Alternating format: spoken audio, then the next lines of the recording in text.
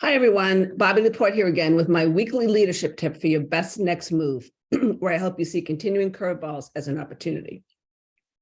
So over the last couple of weeks, I've focused on the subject of employee engagement because it continues to be an important issue for most companies.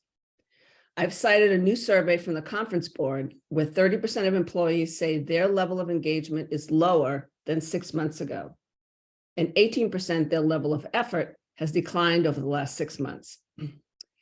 You know, this is not a new issue, clearly, but there's been so much emphasis with different programs, approaches and viewpoints that have been offered.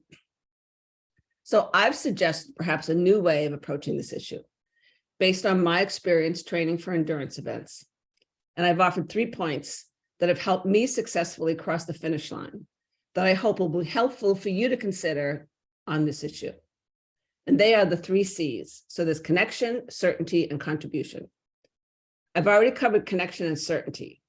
This week, I'll share the final concept of contribution.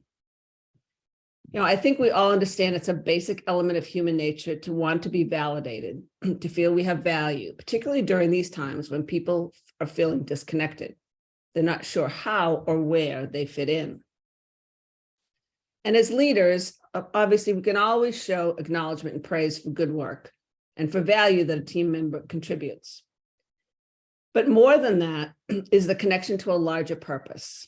Look, I know this sounds trite, but helping team members see how their specific work contributes to, but doesn't fully satisfy the complex needs of today's changing organization is really a critical focus.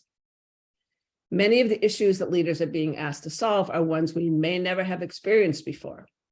And we need to draw on the collective talents and skills of everyone involved to address them.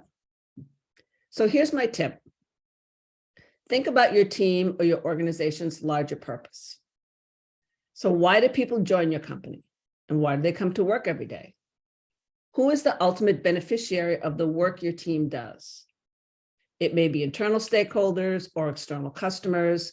It could also be even the broader community in which you operate. So if your department or organization was disbanded tomorrow, who would feel it the most?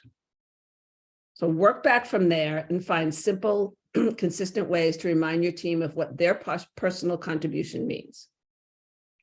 And you can reinforce this in one-on-one meetings and also by sharing team successes that show how their work impacts and benefits others.